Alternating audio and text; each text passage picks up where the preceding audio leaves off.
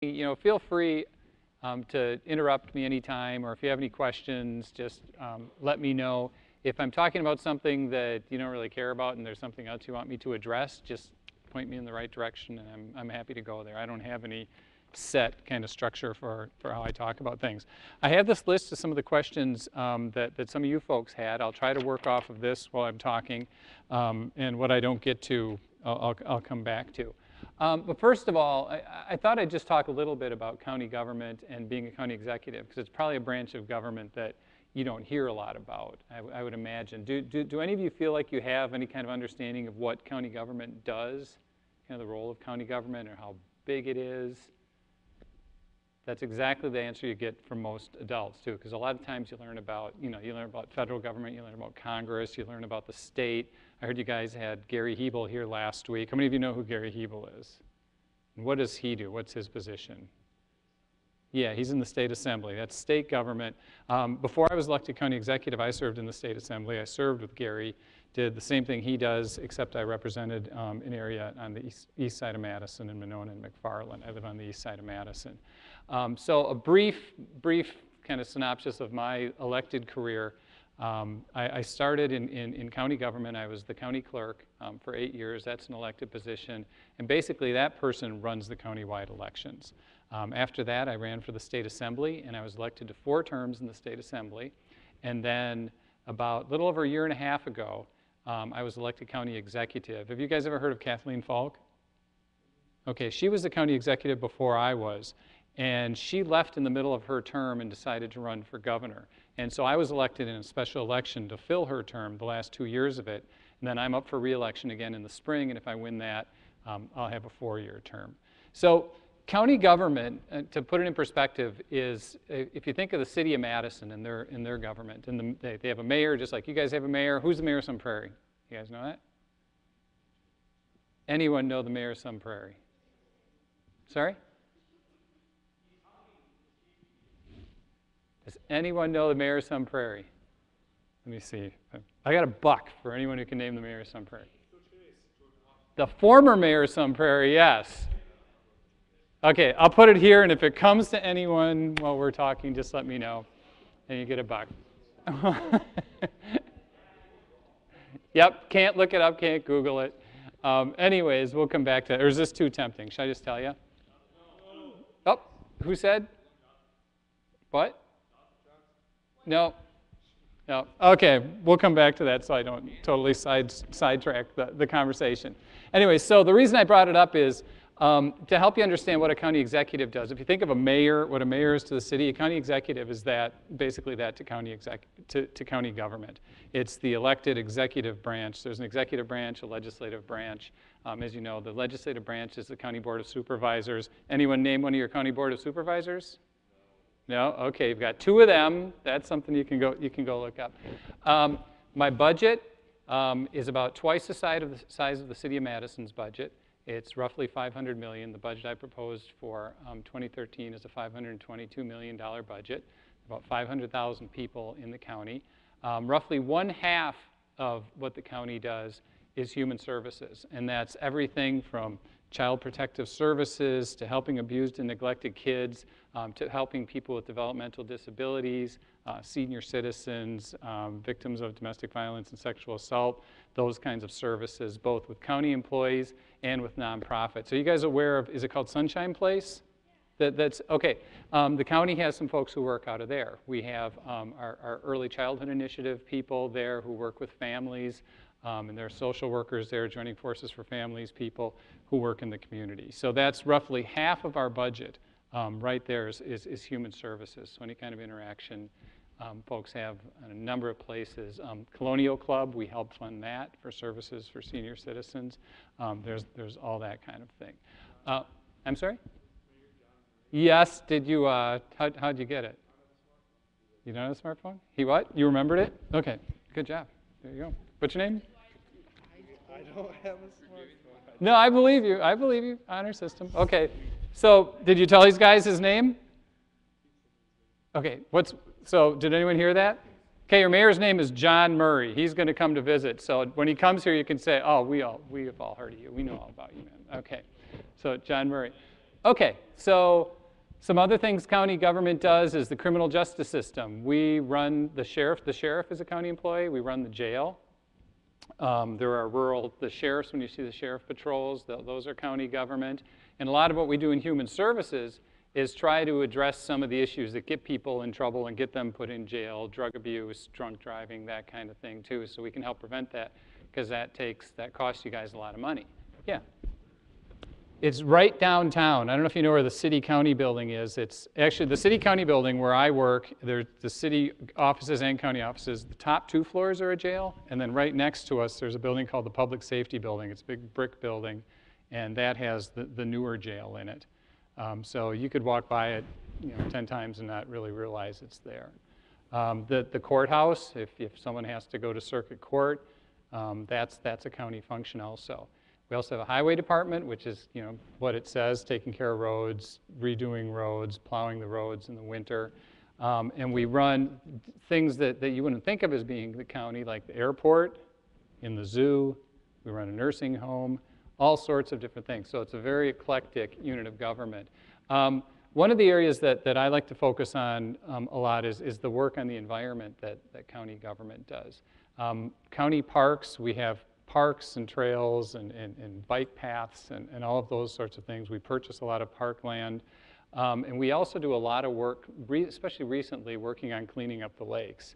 As you know, that our lakes are fairly challenged. This year wasn't too bad, but often our lakes in the summer, they smell, they turn green, they grow algae, they grow excess weeds. It's been doing that since I was a kid. And does anyone know kind of what the cause of that is, why the lakes are like that?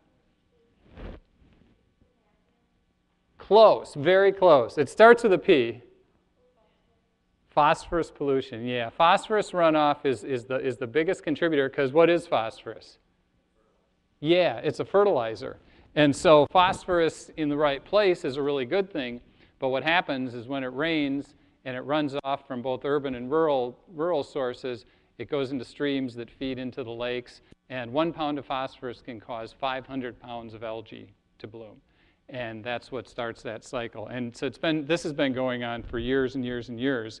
But recently, a big coalition of people has come together that includes urban interests, farm families, the business community, environmentalists, to really reduce phosphorus at its source. And again, it can come from urban runoff, it can come from farm fields.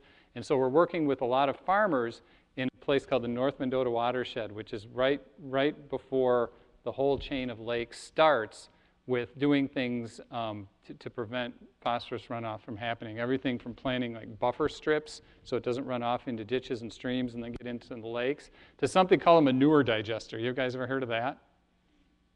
Did I hear a yes? Do you know what is a manure digester? Yeah, it's actually very cool. If you're like me, an energy efficiency nerd and renewable energy nerd. It takes manure from the farms, which is a problem for the farmers. Sometimes they don't, they can spread some of it, but managing all that can be a problem. And what it does, it puts it into these things called digesters that basically ferment it, and all this methane gas comes off. And we use that methane gas to power electric generators. And it's a renewable energy that, instead of the methane going up into the atmosphere as a greenhouse gas, it's used to generate renewable electricity, and it generates that in place of using coal or other fossil fuels or nuclear, which is really good. And it also, in the process, removes the phosphorus from the manure, and so when it rains, that doesn't go into the lakes. And there's a major effort right now to build more digesters and to do more of this work called adaptive management, like I said, planting buffer strips and all those kinds of things, to make sure that phosphorus doesn't get into the lakes in the first place.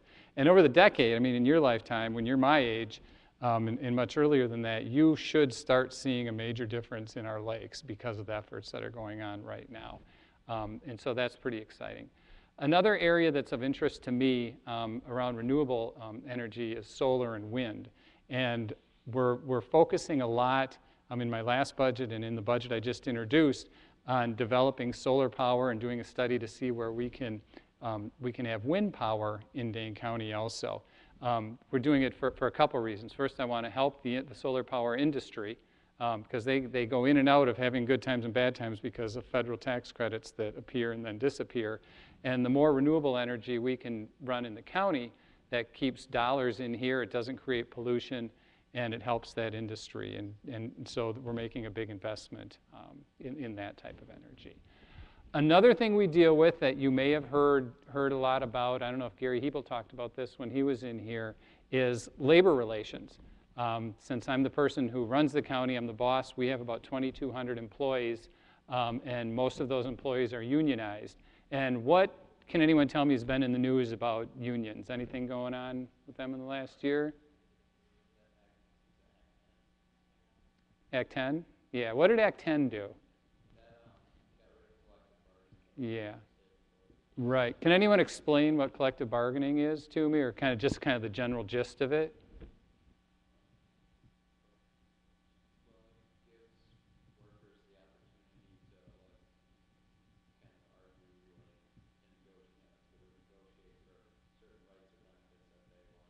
Okay, okay.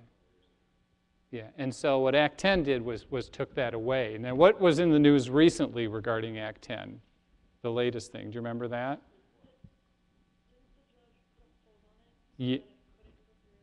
Yes, a judge, a circuit court judge in Madison found many parts of it unconstitutional, so it's been suspended for now, most parts of it, not all of it, and it's going through the appeals process, so that chapter is yet to be written.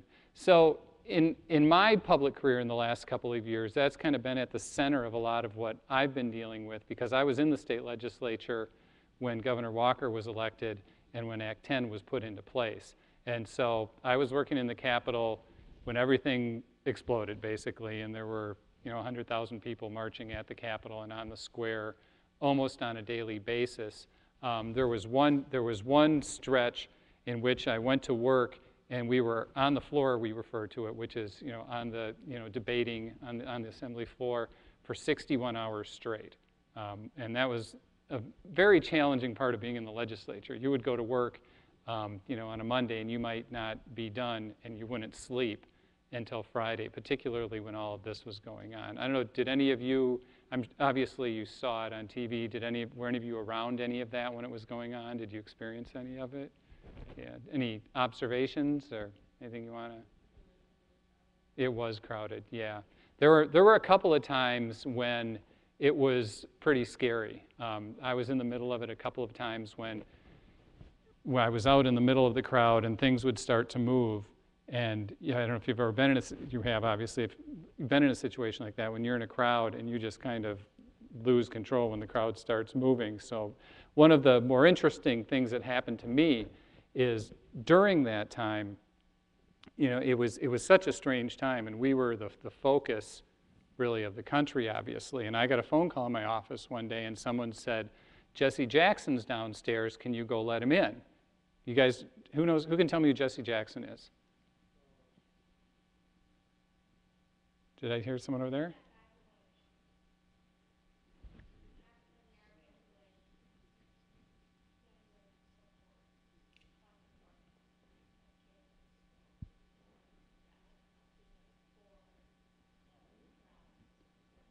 Yeah, Jesse Jackson is a civil rights leader.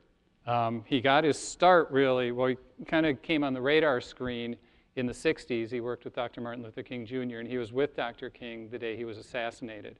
And he's lives in Chicago, and he's formed the Rainbow Coalition, which you may have heard of, an organization called Operation Push. And so he's a civil rights leader, and he gets politically involved in issues like this. So when Jesse Jackson shows up, people pay attention, the national media pays attention. So I got this call, said, "Joe, can you go let him in?" Because the Capitol was on lockdown then, and they only let legislators and staff in, and they weren't letting the crowds in. So I went down, and I walked out the door and into the crowd to meet Jesse Jackson and bring him in. And I turned around, and the state patrol was there, and they were in lines. They were lined up in front of the Capitol doors, and they wouldn't let me back in. And so I was on the phone with my staff and other members of the legislature saying, "Hey, I'm out here," because we were also in session. So at the time, I was an elected state representative who was in the middle of a session day. and the police would not let me back into the Capitol, and they wouldn't let me back in with Jesse Jackson. And at one point, the reason I kind of got to this was the discussion we were having about the crowds. At one point, he and I and one of my staff people were by the doors, and a crowd saw what was going on, and they started gathering and chanting to let us in, for them to let us in. And it was a very tense situation because the crowd started surging, and we were by the doors, and there was no one, it was just us and the doors, and they were locked. And it was just one of those times when it can be very frightening. So we moved to the side to went around to another entrance. Another one of the entrances where the lines of the State Patrol guys were, and they had on those hats, you know, like those tipped hats like the State Patrol wears. And they were in a line, and the crowd started getting angry at the police, which was the last thing any one of us wanted to happen. So at that point, I got a megaphone from someone and got up and talked to the crowd and said, the police are not our enemy, the police are our friends, they're also public employees, which was important for people to remember, that these guys were just put in this impossible position of having to get between the crowds and the Capitol. The crowds who were there in support of public employees, and it was important to remind them that the police were public employees also. And then Jesse Jackson took the megaphone, and he actually got the crowd to start chanting, and I don't recall exactly what it was, that the police are our friends. And so he did a great job of de-escalating what could have become a really tragic situation with a crowd surge. At that point, we got up to the doors. Someone opened up the doors. The Capitol Police grabbed me and pulled me in, and then they slammed the door on Jesse Jackson, and he couldn't get in.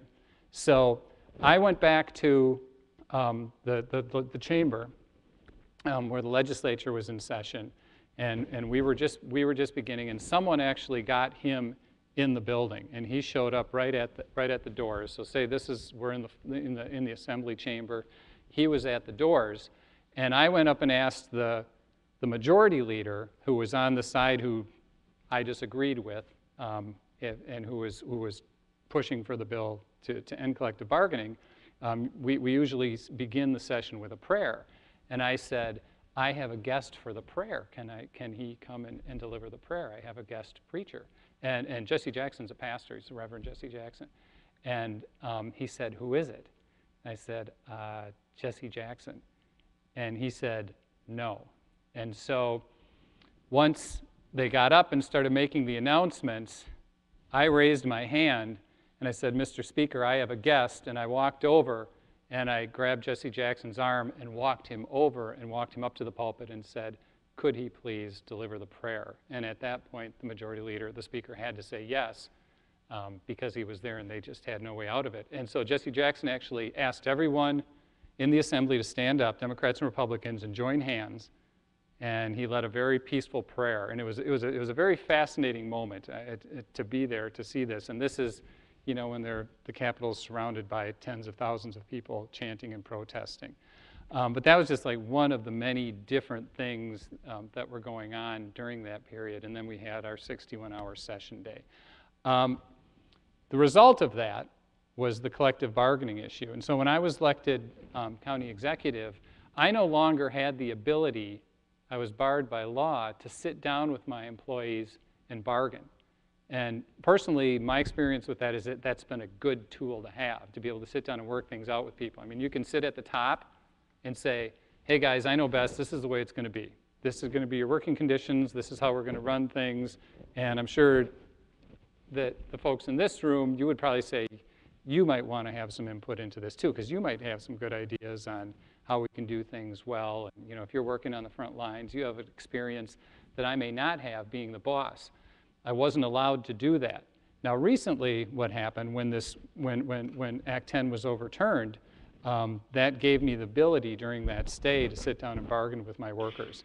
And so we sat down and bargained an agreement that will actually save county taxpayers in 2015 about $5 million. Because my employees came to me and said, we know that there have been state budget cuts, we know that we're in a recession, we know that there isn't a lot of money around, we want to help be part of the solution. So they actually bargained to give back $5 million if necessary in 2015. This year, my employees are making less than they did last year because they stepped up and said, we want to be part of the solution. So This is a story whose end is not written yet, and there are opinions. This just happens to be my opinion. You don't have to agree with me. I mean, that's fine. That's why we have government and politics. It's a way of working out our differences and being able to talk about our differences without, hitting each other over the head. So that's one of the ways that state government impacts county government. It impacts on how we can interact with our workers. The funding that we get from state government impacts what we can do for programming also. I'm going to take a quick look at this. Why did you decide to become county executive? I decided to become county executive because the reason I'm in politics is that, we all have our way of impacting the world and of trying to make a difference. And for me, my path has been through politics. It's a way you can actually make a difference in people's lives. And there are a lot of ways you can do that. For me, this has just been the path that's felt right. And I felt when the county executive spot came up for election that was a place that I could have more of an impact than I did in the state legislature. And so I ran and won, and so far it's turned out to be true. You really can, in my opinion, do a lot more that directly affects people's lives from this position. As I'm looking at these questions, if you have other questions, feel free to, I'll just do this to fill a little time while we're doing this. What's an average work day for you? There's no such thing as an average work day for me. It's different every day. It usually starts around 9 and can end anywhere from 6 to 10 at night. I often work 10, 12-hour days. I often, on the weekends, go to events. I have a lot of meetings. During budget time, it's about budget. During other times of the year, it's about implementing the policies that we've passed in the budget. But it's really, it's a lifestyle. It's not a 9-to-5 job and then be able to go home. So it's, if you look at doing something like this, there are definitely sacrifices that one's family makes. I have a wife and 2 daughters, and it's challenging sometimes, especially during campaign season. After the fall elections are done and I start getting ready for my campaign, for my election in the spring, my daughters won't see much of me for a few months. And they don't like it at all. I don't like it, but it's one of the sacrifices that people make and that families make. So it's important, when you see people doing work like this, to realize that it's not just them, but it really is a trade-off that definitely impacts one's family. How much do you get paid? About $120,000 a year. What departments do you oversee? That's basically some of the things I told you about already. What have you done for Sun Prairie? Okay, well, we recently, just yesterday, announced that we have a revolving loan fund, it's called, that helps businesses who need startup money raise that cash if they can't get that from a bank, and then they pay it back to the county. We just gave a revolving loan to a place called the Pizza Ranch that's going to open up to help them. Yeah. And so they're able to open up because we gave them that loan. That's one of the reasons they're going to be able to do that. So if you like pizza, county good. And so that's going to create jobs, and they're going to be able to pay it back. And when they do, then other businesses who need some startup funds will be able to get money from that. Yeah.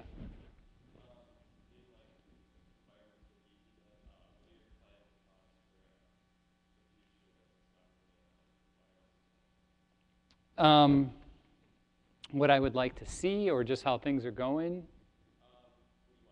What I want to see? I'd like to see, not only the county, but statewide, much more investment in clean energy.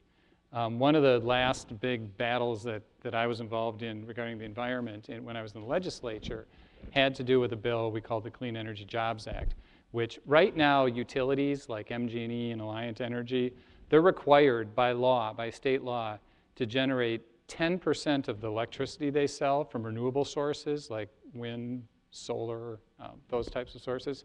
But 10% is all they're required to do. So guess how much they do?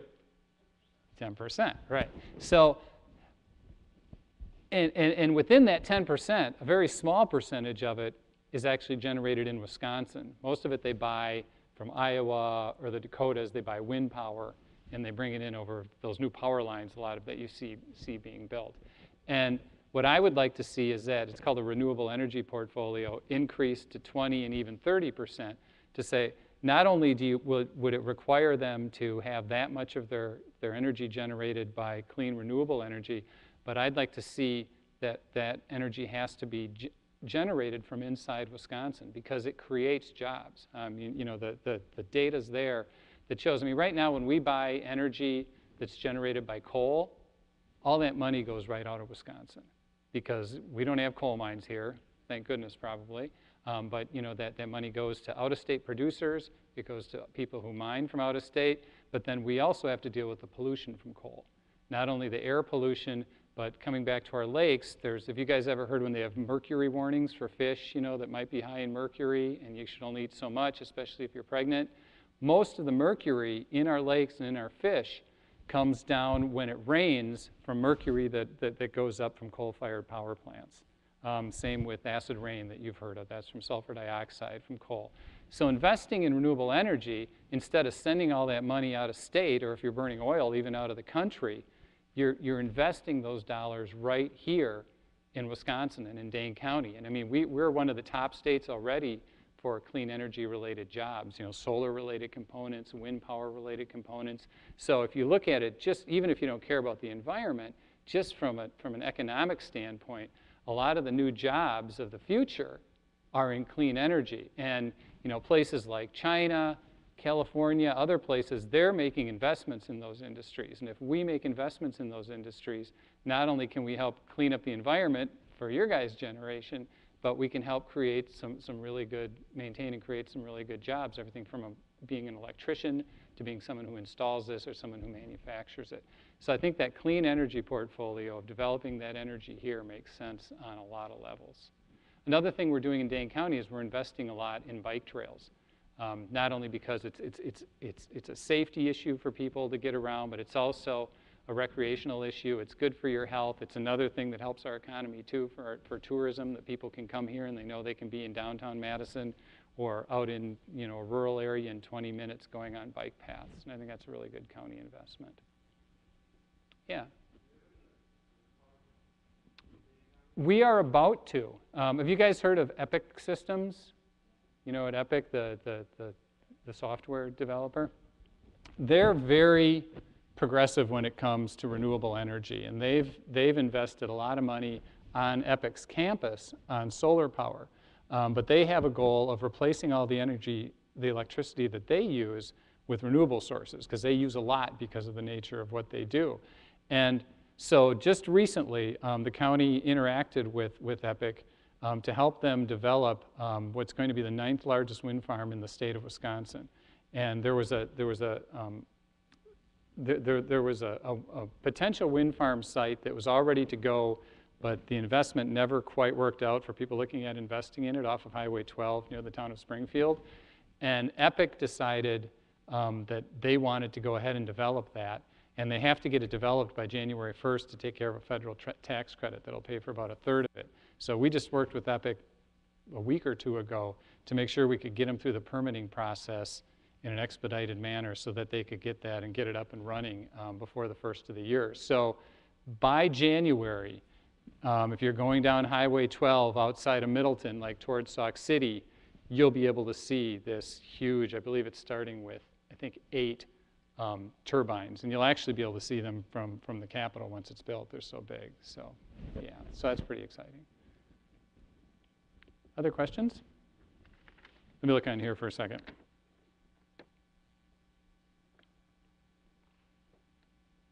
What is my relationship with the governor like? Cordial.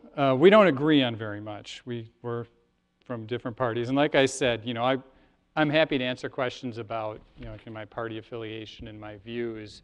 Don't take that to mean that, you know, I think ill of you if you don't agree with me. I think that's fine, and that's actually what makes politics fun sometimes, is that, you know, if everyone agreed, it would be kind of boring. So, you know, I don't interact with the governor a lot, but I will say I interact with some of his departments, and it's nice to be able to kind of put aside some of these very visible political differences that we have when we can work together on things that benefit both Dane County and Wisconsin. So, you know, we have some very fundamental disagreements, but that still doesn't stop our ability to work together, the county and the state, on projects where we do agree. What do you do in your free time? I don't have a lot of free time. I'm kind of in addition to being an energy geek, I'm kind of an exercise fanatic. It's something I actually need to do to be able to cope with this job because it's a really stressful job and one usually ends the day with a lot of adrenaline. So I work out with a trainer and it's kind of the free time I have. Other than that, I like to garden and try to spend time with my family. How has your life changed since you become an elected official? The biggest change for me, actually, even since I become county executive versus when I was in the legislature, is because this job has me on television a lot, on the news, and in front of a lot of crowds. A lot of people in public, when I go to places, recognize me and know who I am and what I do.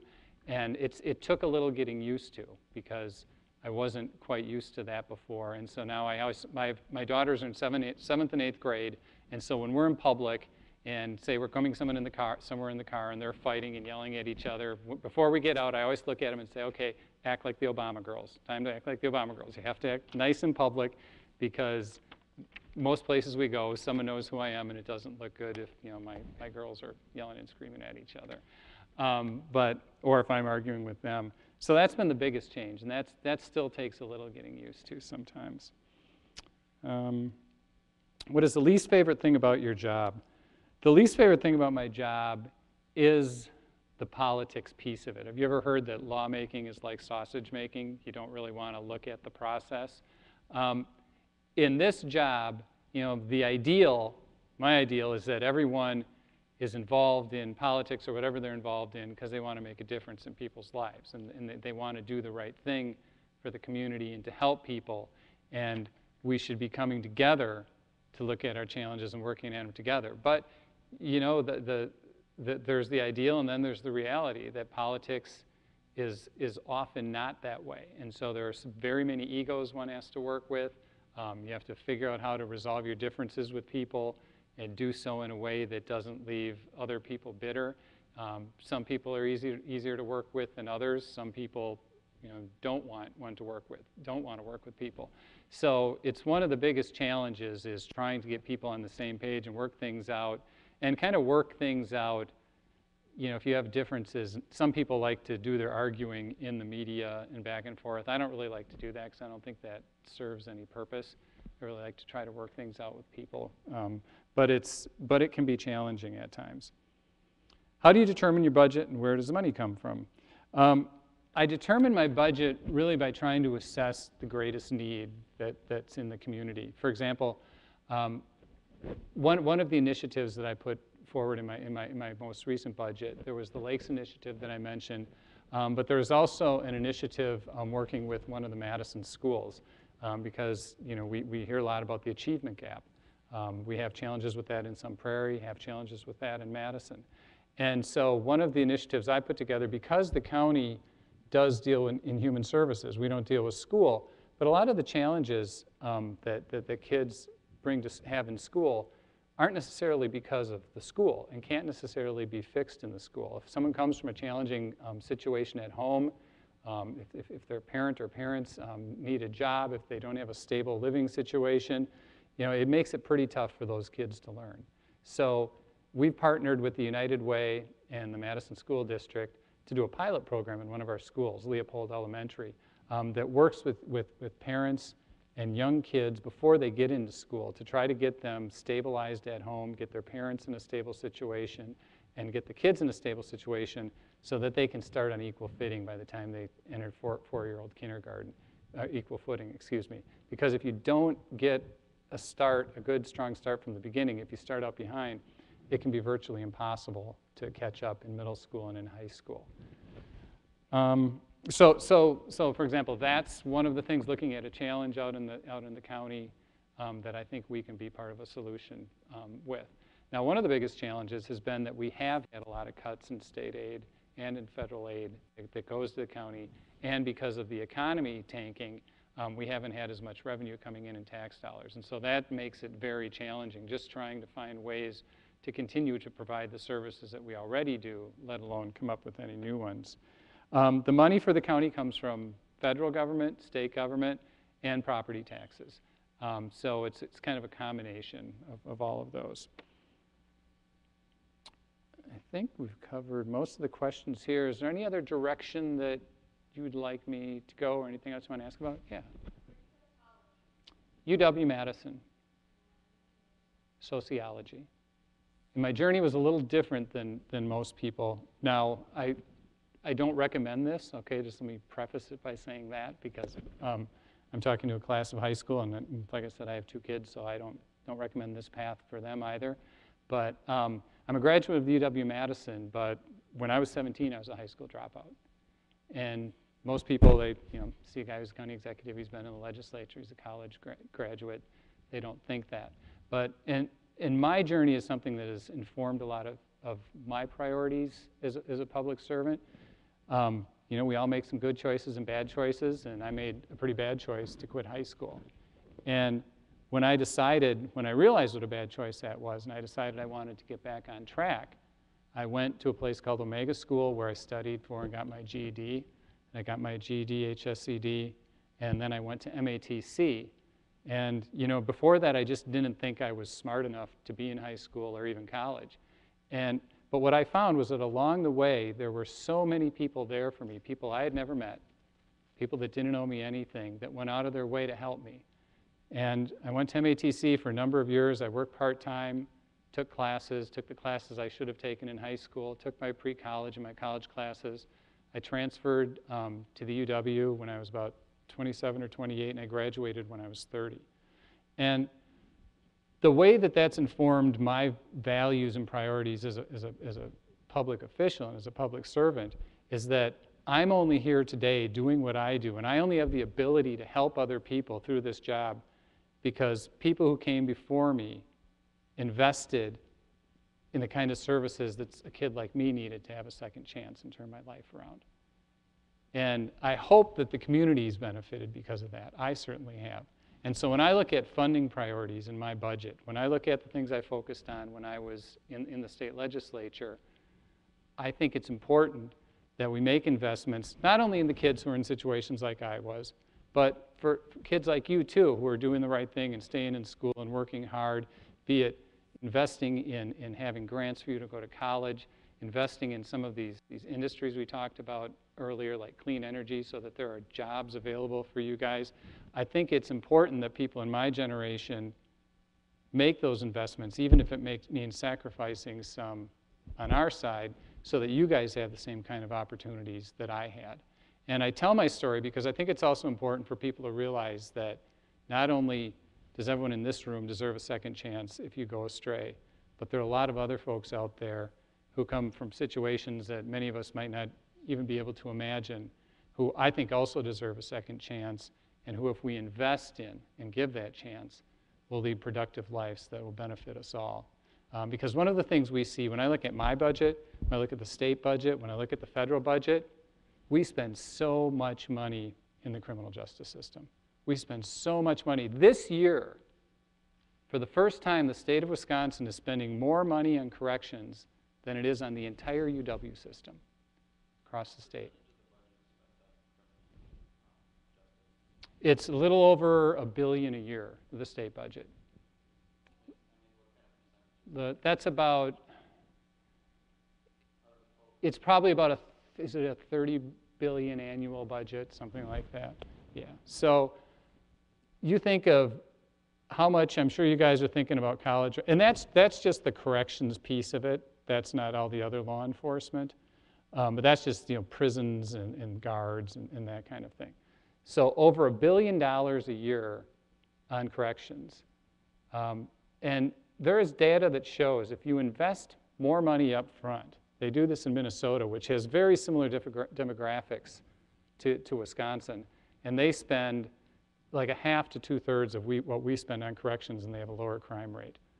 When you look at how challenging it is to find the resources to go to college, to invest in schools, and if you look at the way we do corrections, it makes so much more sense to invest money up front in giving people second chances, to invest money up front in providing people alternatives and opportunity, to invest money up front to deal with drug and alcohol addiction and so many other areas than it does to spend the way we spend right now. So it's one of the areas that there's still a lot of potential for us to save money, and to save a lot of lives. Other questions? All right. Any other areas you'd like me to?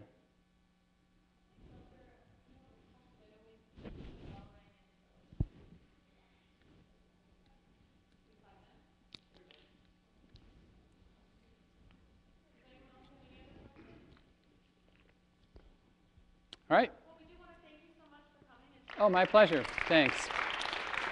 Thanks a lot.